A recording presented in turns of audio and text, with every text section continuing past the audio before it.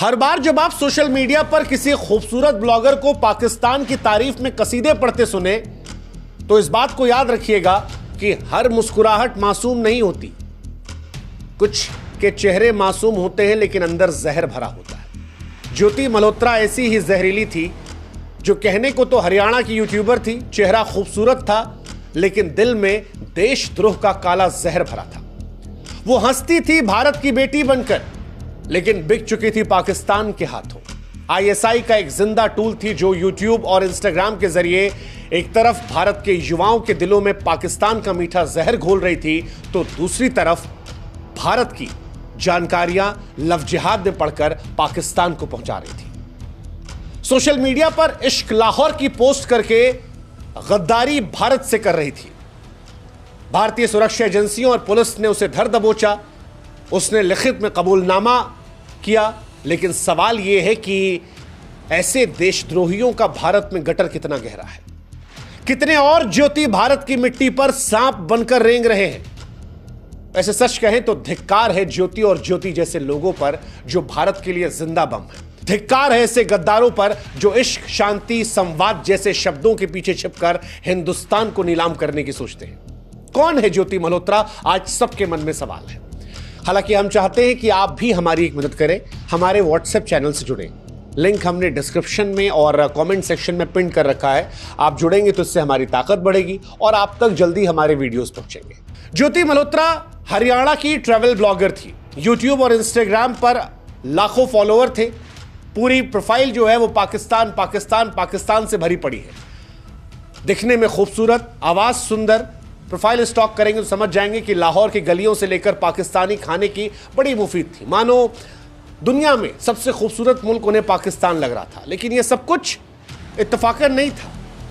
वो भारत की सैन्य गोपनीयता को आईएसआई के हवाले कर रही थी। वो लिख रही थी इश्क लाहौर लेकिन गद्दारी दिल्ली से कर रही थी। हंसमुख चेहरा, मासूम दिखने वाली कहानियां लेकिन इरादा देशद्रोह का। ज्योति मल्होत्रा एक दो मुही नकाबपोश देशद्रोही थी जिसने अपने ब्लॉग्स के जरिए पाकिस्तान के एजेंडा को भारत के युवाओं के दिमाग में घुसाया। वो न सिर्फ भारत की जमीनी हकीकत को झुटलाकर पाकिस्तान की चमक को दिखा रही थी बल्कि सैन्य जानकारियां भी दुश्मन को बेच रही थी। और यह सब कुछ क्यों था?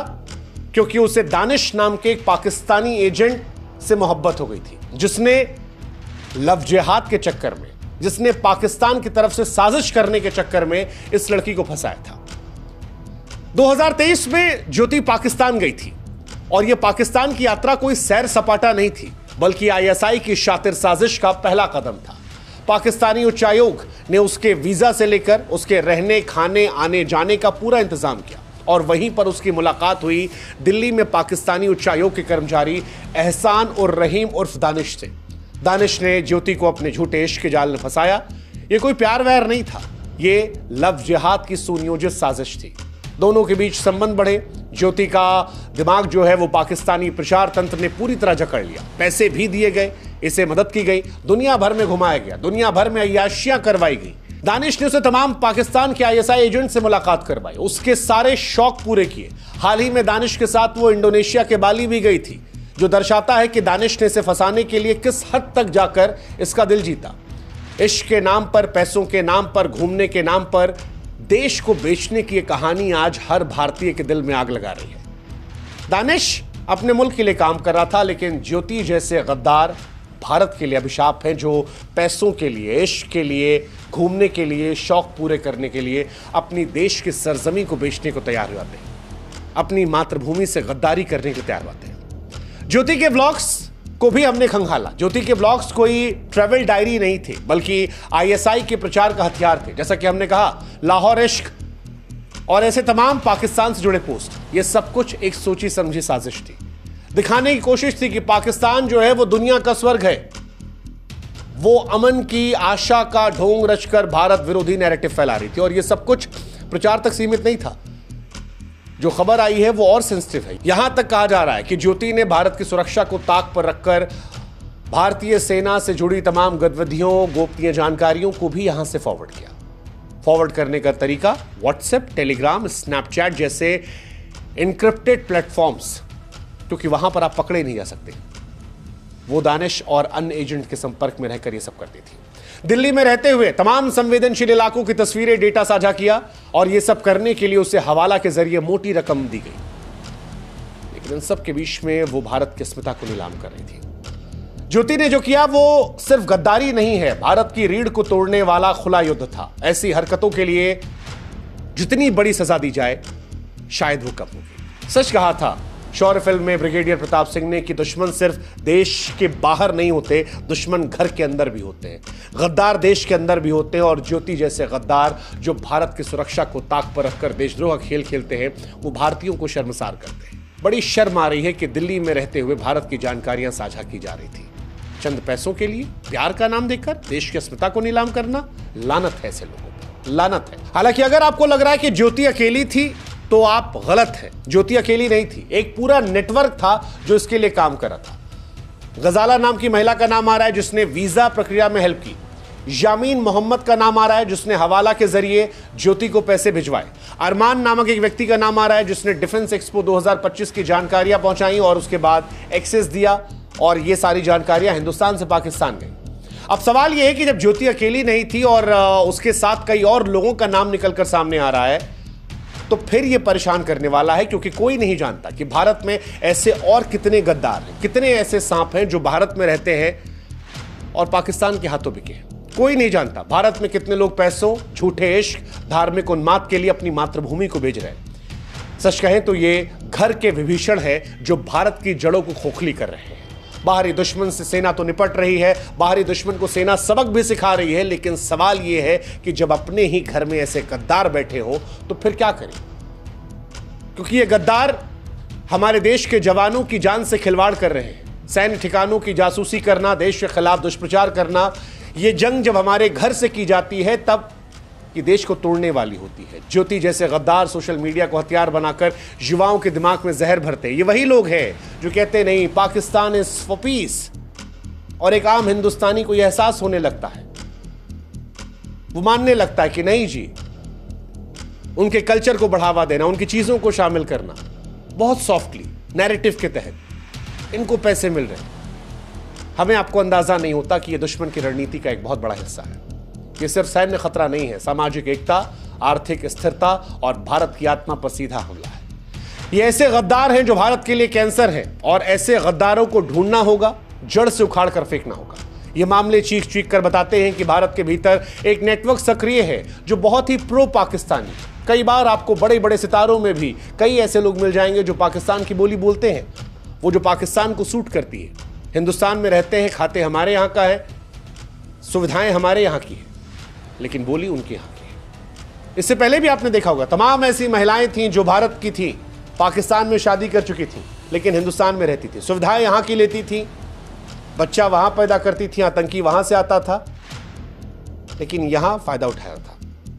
और फिर यही लोग इस पार उस पार कई बार स्लीपर सेल का काम करते हैं। बहुत सारे ऐसे उदाहरण होंगे, शायद सब नहीं होंगे, लेकिन इनमें से होंगे बेशक। तभी शायद पाकिस्तान समर्थित आतंकवादी हिंदुस्तान में आकर ऐसी हरकतें करते हैं, तभी शायद हिंदुस्तान के अंदर पाकिस्तान के समर्थन की आवाजें निकलती हैं। ये घर के विभीषण हैं जो भारत की जड़ों को खोखला करते हैं।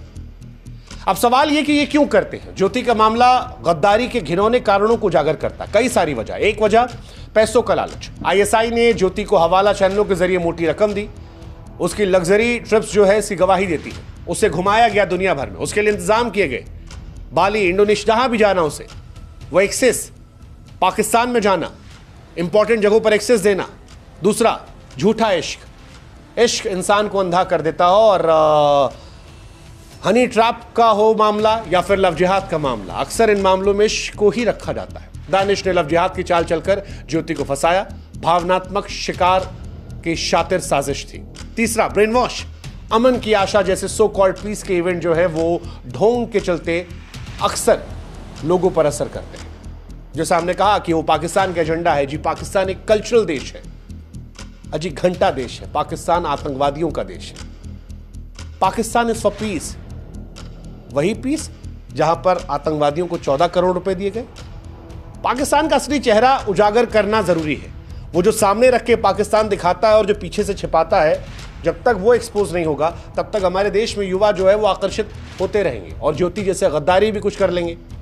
यह समझने की जरूरत है। तीसरा, कमजोर पृष्ठभूमि।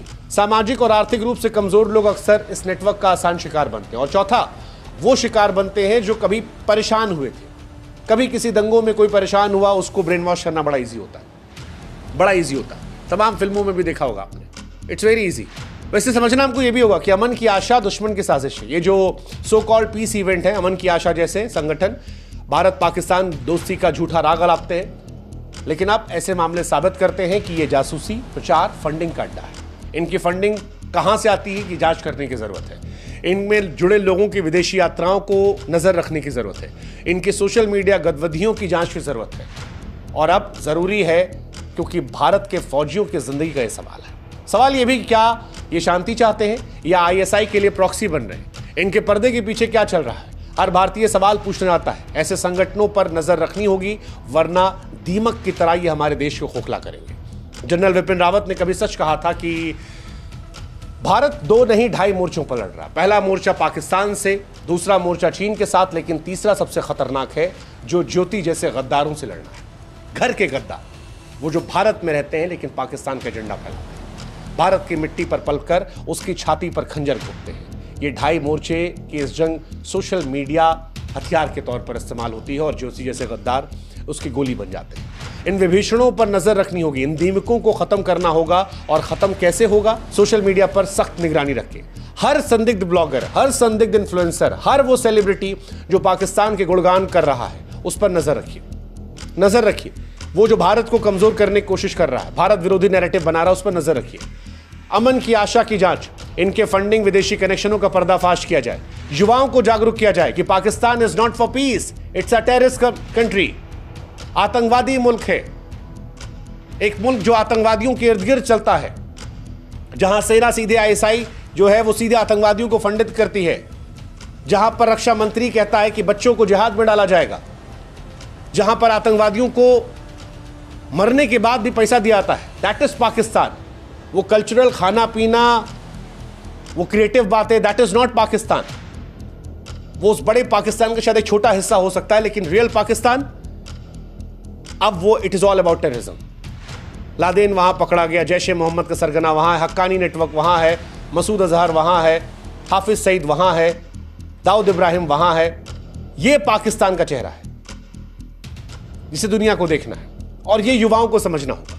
और गद्दारों को ऐसी सजा देनी होगी कि ख्याल भी किसी को आए तो वो दहशत बन जाए। भारत को अब नरमी से नहीं, सख्ती से बरतना होगा। गद्दारी का जवाब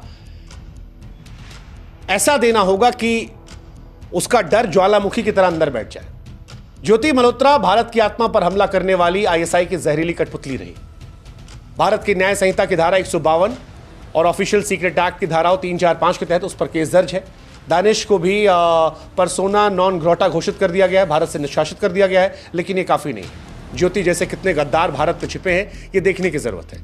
देशद्रोह कोई बहाना नहीं है, ना पैसा, ना इश्क, ना कोई ढोंग। जो अपनी मां मिट्टी को बेचता है वो शैतान है। लानत है उस पर, और ऐसे तमाम गद्दारों पर लानत है जो सोशल मीडिया की आड़ में भारत की आत्मा को चलते हैं।